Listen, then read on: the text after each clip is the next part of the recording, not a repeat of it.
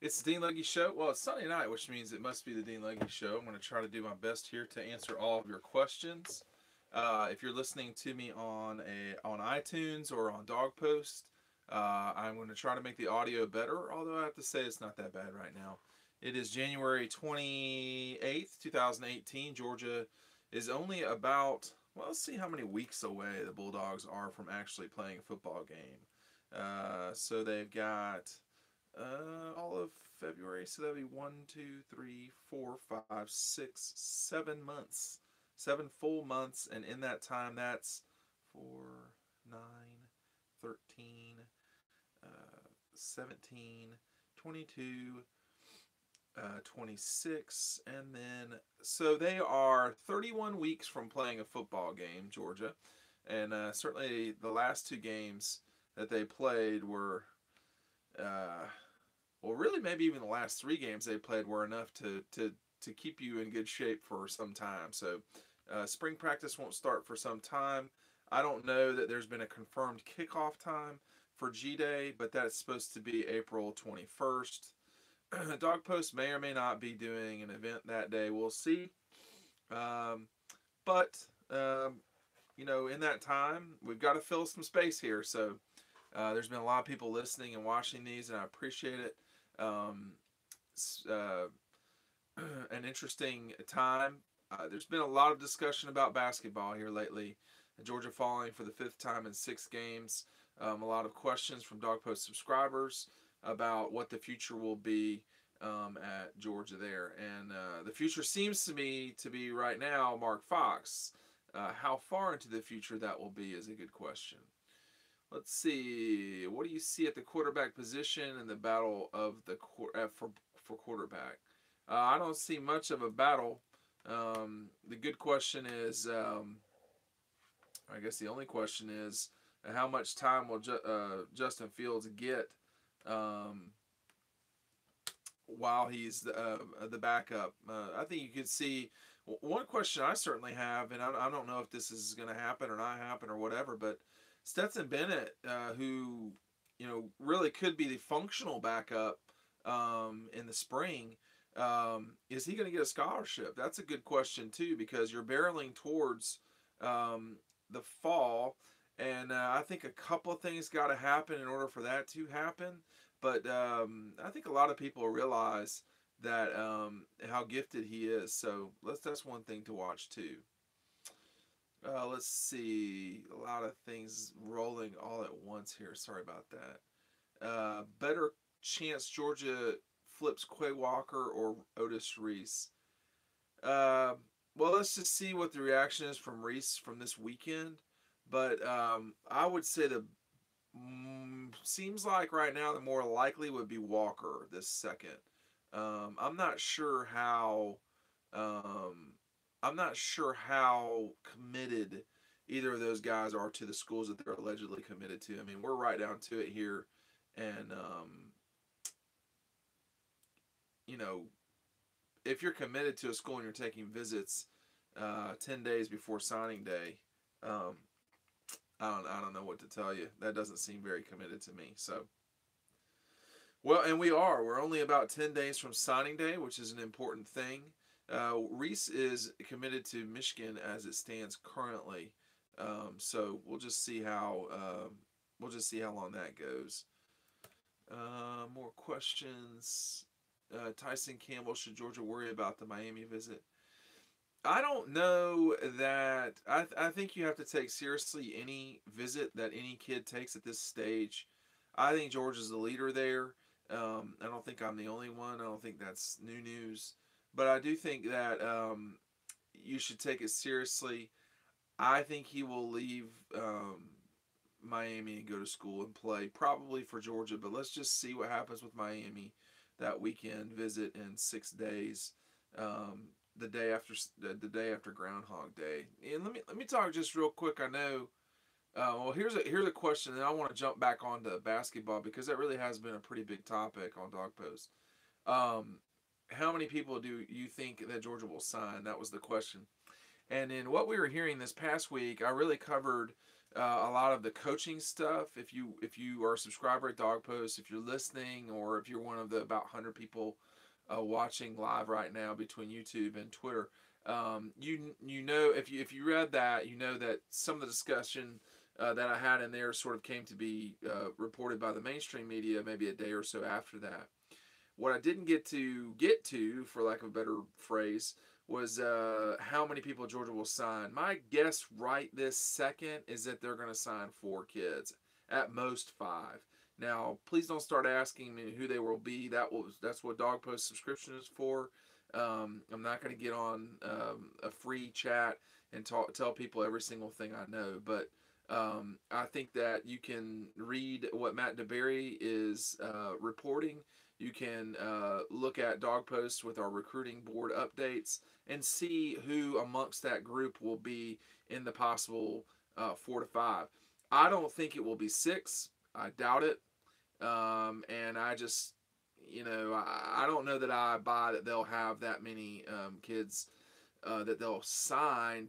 Part of that is you got to get down to 85 by the end of by August, and I don't see a lot of sort of dead weight on this roster. You never know who could have an injury that you're unaware of, but I think they're going to be streamlined. I'm not sure I see more than 5. So we'll just see. Let me talk just for a second about basketball and the situation there. You know, they've lost 5 of 6. They've had their chance to win the last 3 games for sure. They had 16-point lead against Auburn, 16-point lead against Arkansas, lost both games. And then and that is really funny right there. I will read that in a second, or I'll try to come back to that. And then they played Kansas State out there and had a lead, a lead in which it was so late in the game they should have figured out how to win that game, but they scored 1 bucket in the last 6 minutes of the game. It's convenient. It's become very convenient, and it's sort of easy to talk about the lack of offense from this Georgia basketball team.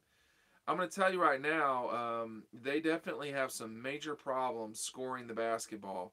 You want to call it however you want, but you can criticize Mark Fox, you can criticize the kids, you can criticize the offense. They're just not getting the job done. Here's sort of their issue, is that they've got 4 challenging games in a row, but for sure they play Tuesday night against the Gators. It's hard to see them beating Florida right now.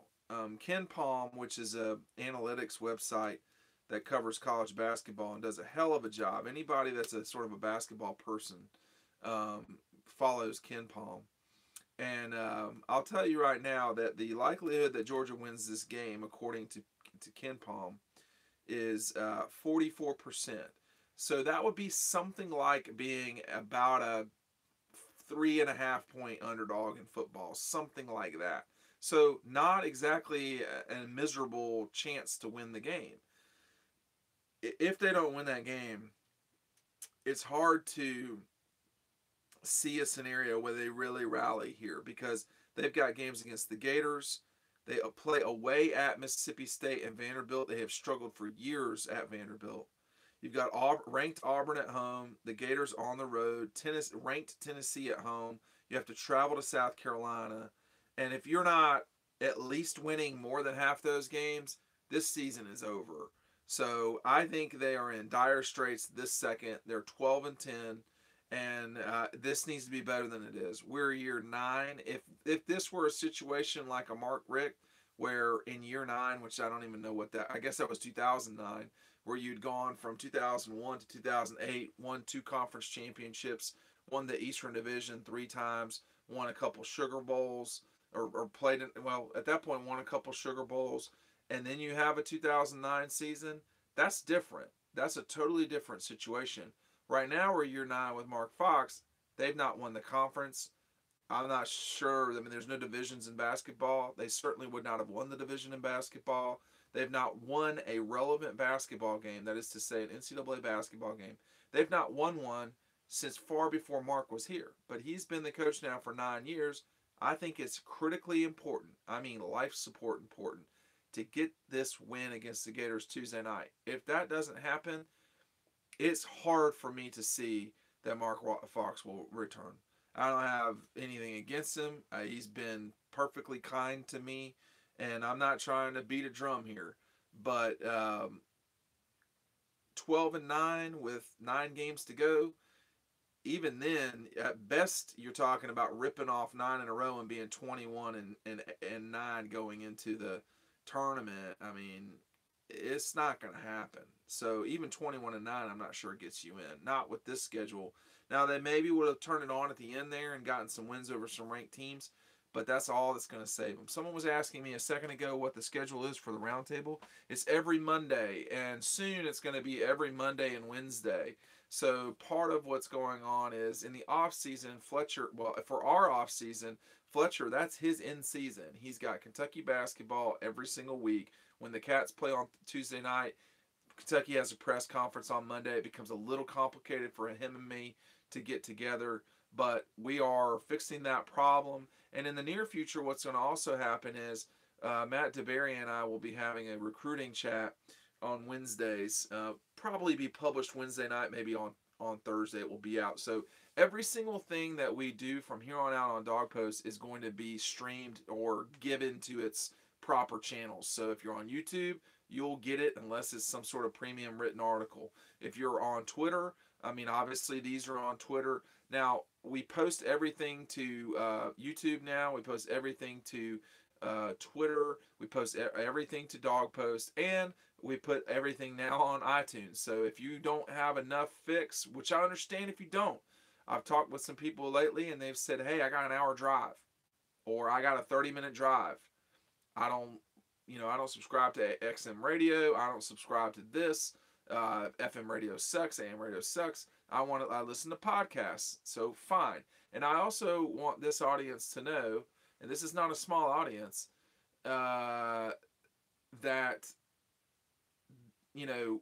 these are not necessarily going to be produced. There's not going to be intro music. We're just getting straight to meat and potatoes. So with that said, someone was asking about Tommy Bush moving his commitment up. Matt DeBerry feels like and has felt like that Georgia has been in very good position and that he's felt like that for some time. I think his last visit is going to be Baylor, if I'm not mistaken. I will have more on that tonight on Dog Post in the wrapping up the weekend of recruiting. But he's been to Georgia, Ole Miss. A lot of people do think Baylor has a legitimate chance. But I think Georgia's in good position if they want him. I can't read their minds. And this has become a bit of a silly season at Georgia. So, what can you do? It looks like Brian Van Gorder will be joining Bobby Petrino as defensive coordinator at Louisville. So apparently it's gotten that bad for Brian Van Gorder that he's having to go to work for Bobby Petrino, which is rough. Let me also talk about, too, another topic that's been on Dog Post here lately, which is the scandal at Michigan State with Tom Izzo and Mark D'Antoni. People have said to me, how could that happen up there? Let me tell you something. That can happen anywhere. And that could happen at Georgia. That could happen in North Carolina. That could happen at any institution that is not minding its own, that is not paying attention to the minute details, that is not paying attention to what they need to be paying attention to. And what's starting to happen here is people assume that their school, because they root for it, can do no wrong. That's absolutely crazy. We've got a problem. We've got a lot of problems in the country, but one of the major problems we've got is that folks are not willing to do the right thing in many instances. It may cost them their job, but I can tell you, because I've seen it firsthand, that there are plenty of men that prey on women in power positions. It happens. There ain't no doubt about it. That happens. That there's a cover-up, that's a real problem, okay? And that totally could happen at Georgia. End of story. Please, let's not be naive about that. That is totally could happen, and it may have happened, and we don't know about it. Which leads to my next point, and I've not been a crusader about this publicly, but I'll say this: that 90-day Freedom of Information Act at the University of Georgia does nothing but help potential cover-ups. If anything were to ever happen at Georgia on the scale of Penn State and Baylor and what's now happening at Michigan State, you would not. It would be tough for anyone who's a reporter to crack that nut. So, um, it's a serious thing, man. I mean, this is a state institution, and more than that, we're all human beings, for God's sakes. And it seems like sometimes we forget those things. But that stuff could totally happen at Georgia, could happen wherever. And I've seen it happen. I've had a lot of different experiences in life. My primary job for 17 years has been covering Georgia and owning this business.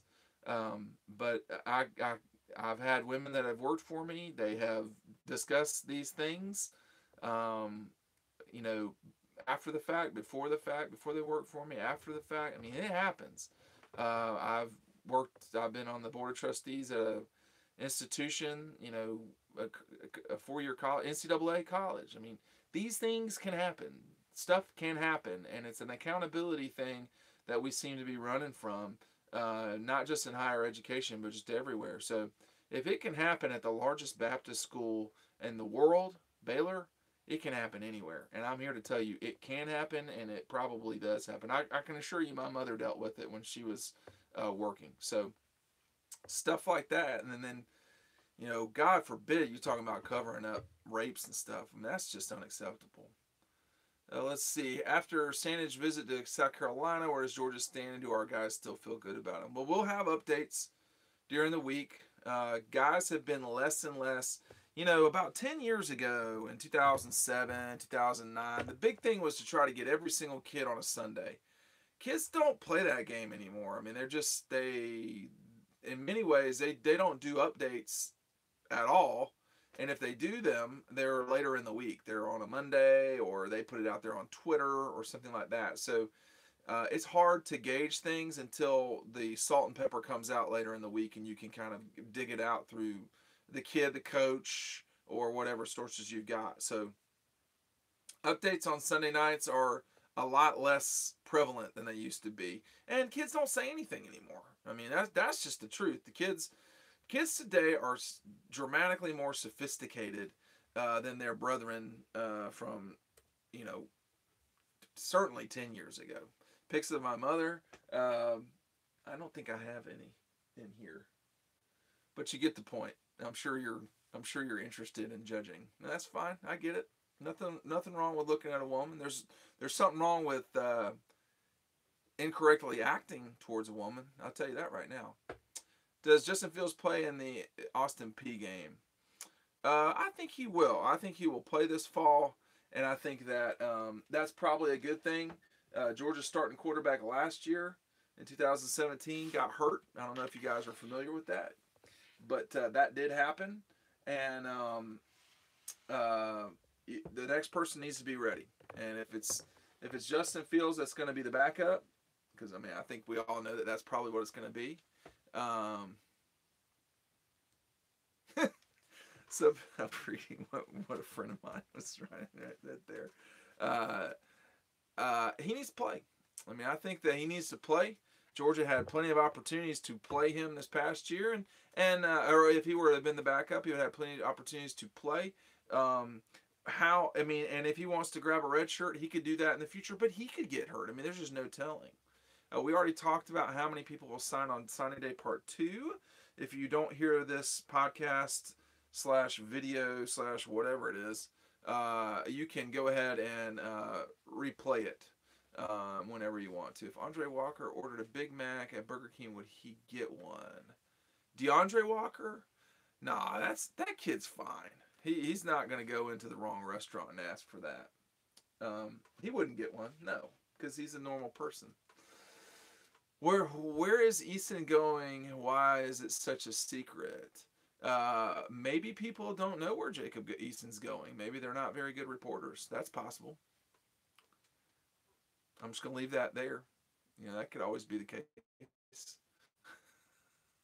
That's funny to me, but it's funny to me probably for the wrong reasons. How long is Greg McGarity going to deal with Mark Fox? Talked about that. Who do you think has more carries at the end of next year, Holyfield or Zamir? That is a tricky question. If they're both healthy, Zamir. But being that we're waiting to see what happens with Zamir, I think that puts that somewhat in doubt. Although Dylan Weber told Dog Post subscribers this past week that Zamir is walking without crutches and is apparently doing quite well. So we'll just see with Zamir. I mean, I think anyone watching this knows that I have tremendous expectations for Zamir White. He's an impressive player. How about Isaiah Wynn's showing at the Senior Bowl? Isaiah Wynn is a gifted player. He has worked hard. And I got to say, it's not necessarily surprising. He's damn good. I would not be surprised with a late first round for him. I would have never thought that 2 or 3 years ago. Do you like Otis Reese or Quay Walker better as a recruit? All right, I will try to answer it this way. And the short answer is I don't know that I have enough information to give y'all a definitive answer. I base almost everything my views of things on kids I see live in person. So I never got a chance to see either of those kids play live. They're South Georgia kids. The times that I thought I'd be able to see Lee County, it just did not work out. Crisp, sort of the same way. Here's a question about, is Elijah Holyfield out of the doghouse? I'm not aware that he's in the doghouse anymore. I do think that he had some time where he was doing, well, for lack of a better term, dumb shit. And, that sort of stuff's got to get cleaned up. Maybe it has. I think it probably has. Let's see. Who are your favorite couple of guys, girls in the writers' room at Georgia? I'm not aware that there are any women in there. And there probably haven't been in some time, if ever. There's really not a writer's room anymore, which is not great. 17 years ago, 15 years ago, 10 years ago, we were all in one room. But now we're spread out. Georgia's media arm has taken over the beat writer room, so you just have to kind of figure out where you can go. My favorite people...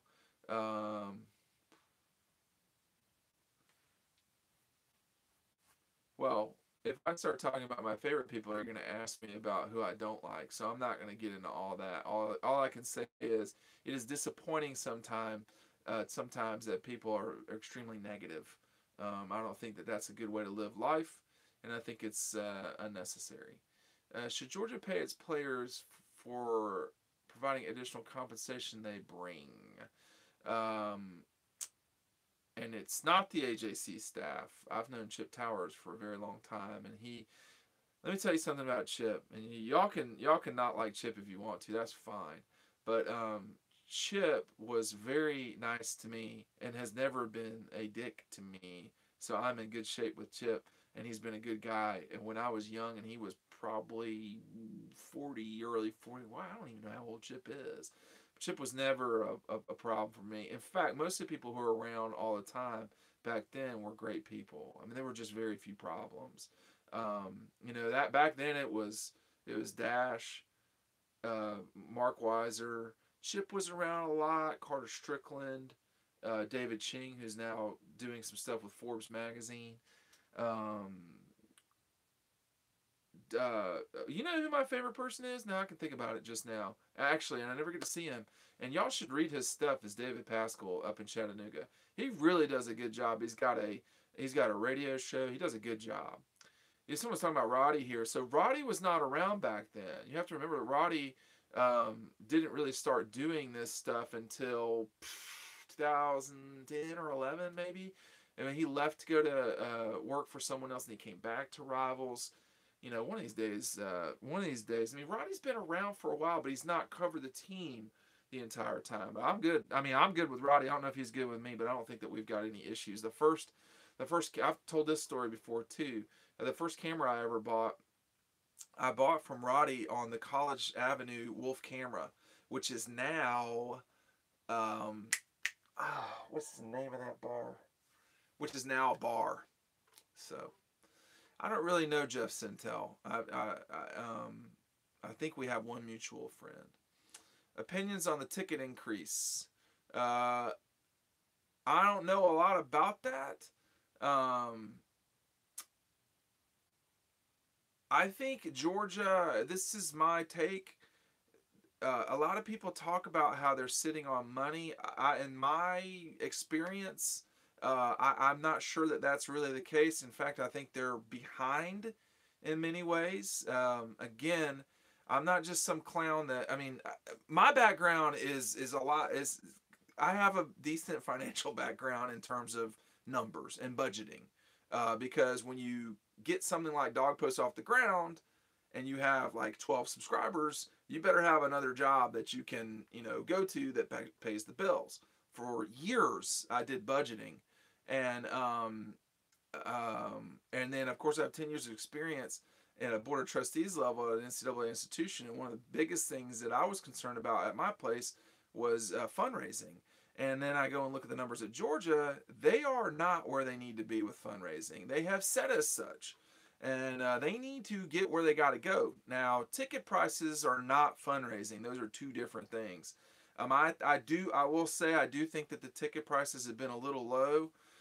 I think that Georgia is not a slave to the ticket price like places like Tennessee, to some degree South Carolina. They've got to sell. They've got to sell tickets. Georgia's sold their tickets, so it's a matter of cost. I find it really hard to believe that people will not pay a little bit more or a fair amount more in tickets. I think it's long overdue. I think Greg and them voiced this maybe 2 years ago, something like that.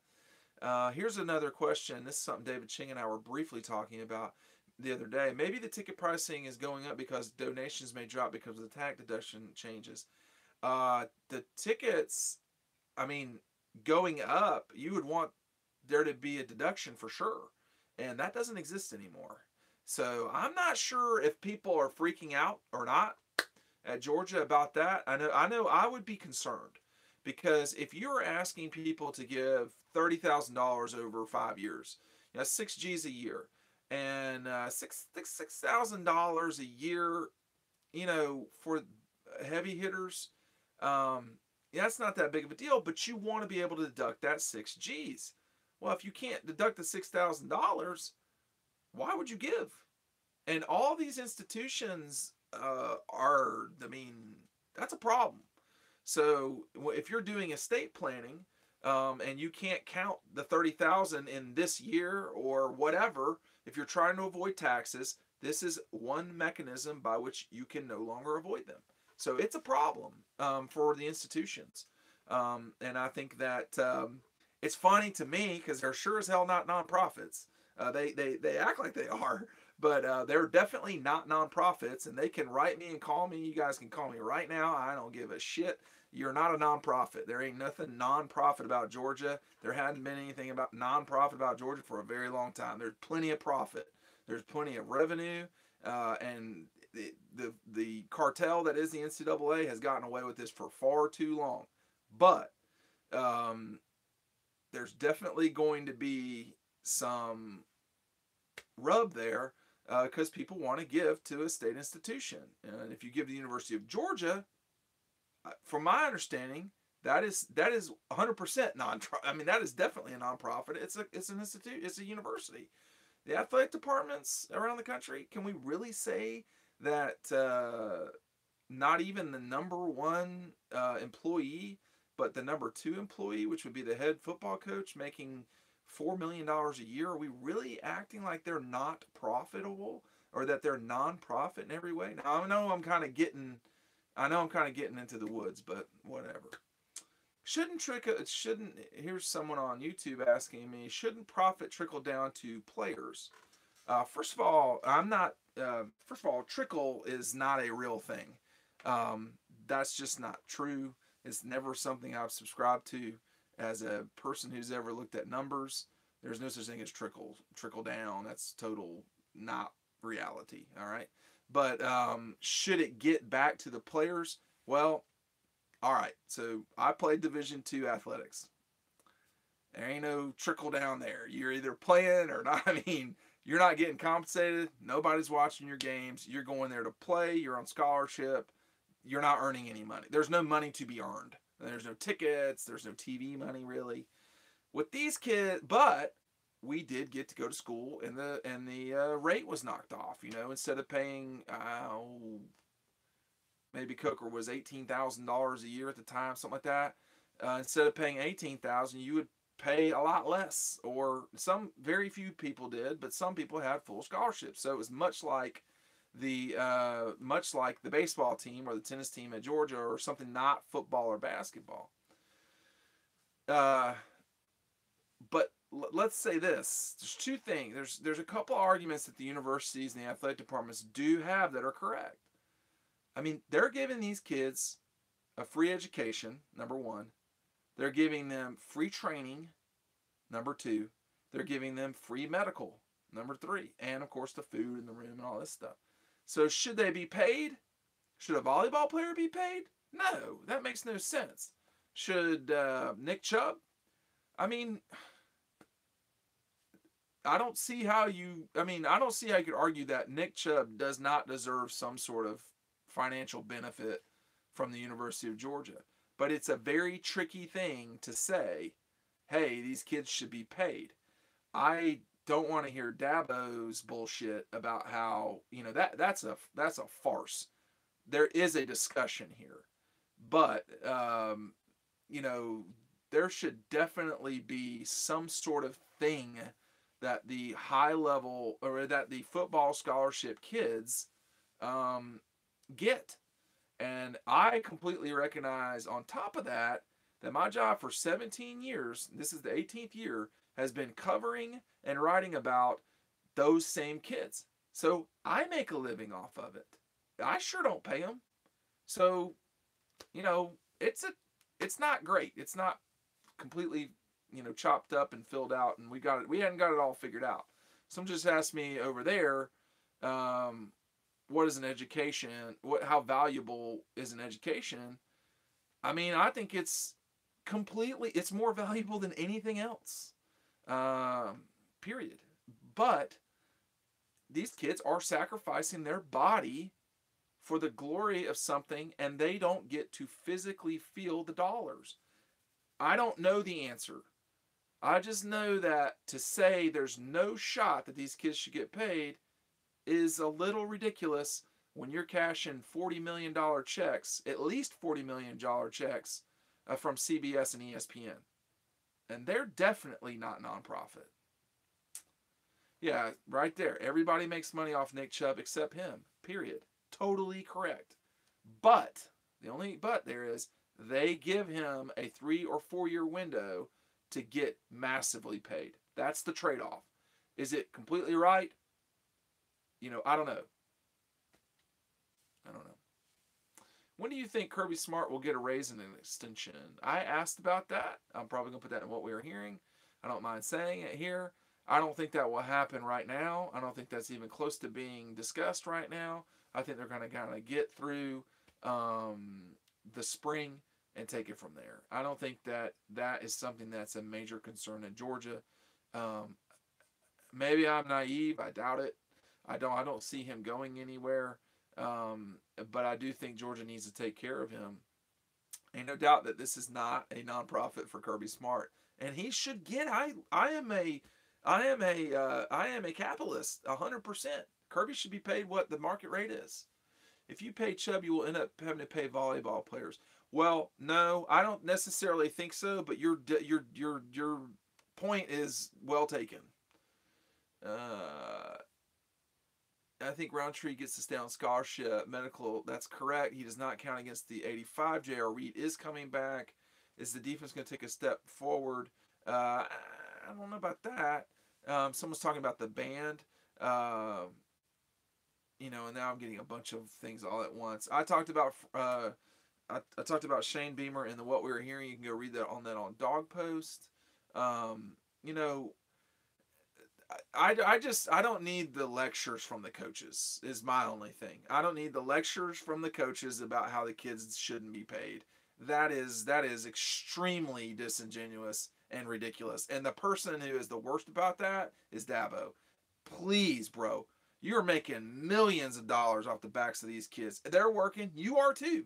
You deserve the money, but you don't get to tell the world or your opinion that the kids, there's no discussion that the kids should not be paid is ridiculous and on its face completely ridiculous. Period. And you know it. That's the thing. You know it. I mean, come on. Baker and Reed coming back should be a huge boost for the secondary. No question. They're going to have to figure out who the other two guys are. No new news on D'Angelo Gibbs. Biggest need left in recruiting defensive back or defensive line. I would say defensive line right now. But defensive back, DB is pretty important too. Defensive line, though, I mean, Devontae Wyatt's in this class right now. And then after that, I can't remember off the top of my head, but they've got a couple of kids out there. I mean, they're certainly pursuing Sanders very hard. Profit sharing per sport, no profits, no money. Kids get escrowed, then they graduate. And that's one thing you could certainly talk about. How's more valuable the players or the coaches to a school? Well, that's a tricky question. I would say the coach is more valuable only because they get the players, but once they get on the field, the players are vastly more important than the coach because the coach doesn't get onto the field. So I think the coach. I don't think when people. Well, it kind of bothers me a little bit when people start saying how much coaches should get paid. We can say that that's ridiculous if we want to, but if we are truly in an economy where you can go earn a living for what the market will pay you, you want to be real careful starting to set limits on what the head football coach at Georgia and or any CEO gets paid. Those are dangerous things. Do you agree the secondary should be more athletic next year? I think they're just going to be a little bit bigger.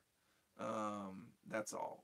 Maybe longer. And we can talk about the coaches being overpaid if you want to. I'm not necessarily fighting that fight. I'm saying that there should not be caps on what a coach should be able to earn. Any chance Fields pushing Fromm out for playing time is Fromm better year 2? Well, Fromm was way better at the end of the season than he was at the beginning. I think a lot of us remember they just weren't asking him to do anything at the beginning of the season. So, I don't know. We'll see. What stadium has the best food spread for the press? Not the Gator Bowl. That's the worst. Georgia Tech's pretty bad. Kentucky's actually surprisingly good, usually. I don't know why the idea of redshirting Fields isn't being tossed around. Oh, I think it is by some folks, and I don't think that's necessarily ridiculous to say, but he's going to be the backup quarterback, really. I don't know if you want to redshirt a backup quarterback. I mean, Justin Fields may or may not be at Georgia for 5 years. I mean, I don't know. He's got tremendous ability. That he would stay there for that long, I don't know. So, and then there will be a Justin Fields after Justin Fields. And I mean, he's extremely gifted, but, could Stetson Bennett serve as the backup? A lot of people think so. Have you been to Tiger Stadium? I've been at every stadium in the SEC except the Swamp. Could the 4-game freshman rule help the Dogs with Fields? Totally, but they got to pass it. It's being discussed. I don't know that it's been passed. And those are two very different things. How tall is Stetson Bennett? Well, that's the issue. I couldn't tell you immediately off the top of my head what he is, but he's not 6 feet tall, I don't think. And so people kind of freak out. I've not been to Texas A&M. I have not. That's a good point. I forgot that they're in the SEC because I really feel like they shouldn't be, but that's another story for another day.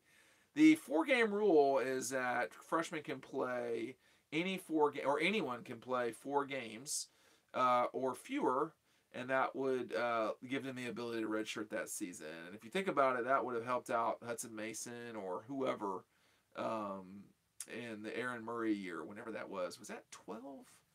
I think that was 11. I can't remember. But Parker, I can't remember who the backup was that year off the top of my head. But It was not a scholarship player. Do you buy Georgia taking a road L at Death Valley? No, I don't. I think Georgia will probably win that game. It was Parker Welch. Thank you. Uh, let's see. Someone was asking about the inside linebackers. I think you got Monty Rice probably going to get a pretty good look there. Natrez obviously should be back. And that would be what I would look at the beginning. And then you've got Jawan Taylor. I mean, there's plenty of inside backers. I like Monty Rice a lot, but that's me. I don't see every single play or every single down. Yeah, people say Nate McBride, but I think he'd have been out there more this year if he was a guy that would start. He certainly played a lot on special teams, no doubt. Last few questions. Have you heard about the North Carolina scout guys saying dogs paid field family 7 figures to come to Georgia? I did see that. That is ridiculous. I've never heard of anyone being paid $1 million to go to any school. I haven't heard Justin Fields being paid at Georgia to begin with. But to say someone was paid $1 million, that has got to be hyperbole. There's just no way that that's true. I've lived in this world a long time. I know of things, but that just makes it sound completely not credible in any way. Does Jonas Hayes have a good shot to get the job if Fox is fired? He's a good recruiter. I would love to see Jonas get a shot at Georgia. I don't know that it will be after Mark Fox is gone. We'll just see. With another great year of recruiting, our special teams could be elite. They're pretty good right now. They're pretty good.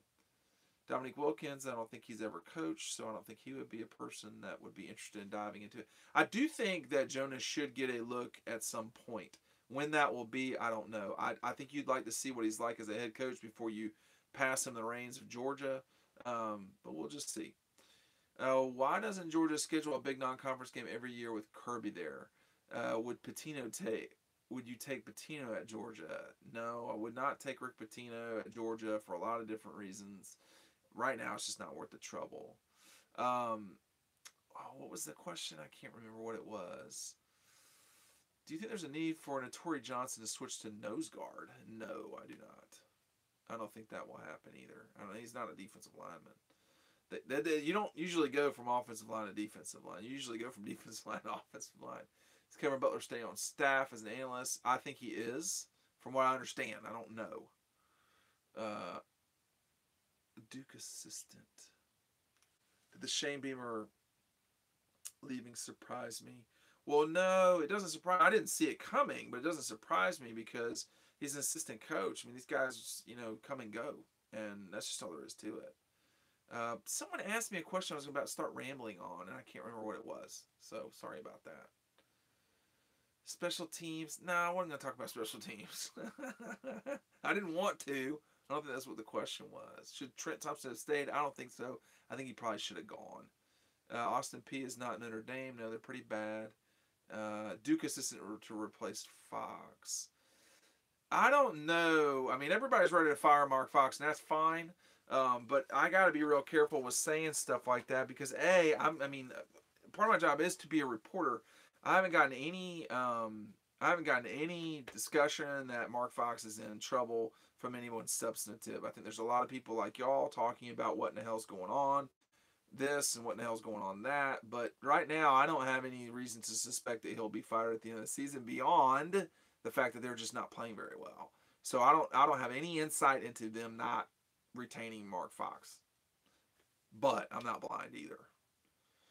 Do you think this is last year for Mel Tucker at Georgia? Could be. How many dogs get drafted? I'd have to count. Scheduling the big non-conference.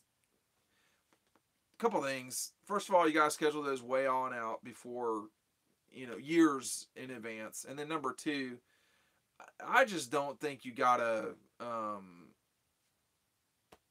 I think if you're Georgia, you don't even have to bother with that stuff. I mean, Auburn played Clemson, Georgia played Notre Dame, and Alabama played... Who'd they open the season with? Somebody. So people are doing it, but for Georgia, they've already got Georgia Tech. And, how many real games do you want Georgia to play every season? That's not ideal. Florida State, is that who you want to play? I'm not sure quite what the Florida State thing is right now. Last 4 or 5 guys. Oh, Florida State. That's right. Sorry. That's who they played. I was wondering. I was wondering where y'all were going with that. Look, I'm going to wrap it up here. We've been on for 45 minutes. Dean Legge, dogpost.com. Go ahead and go check out Dogpost. Thoughts on the XFL? I mean, I don't really care.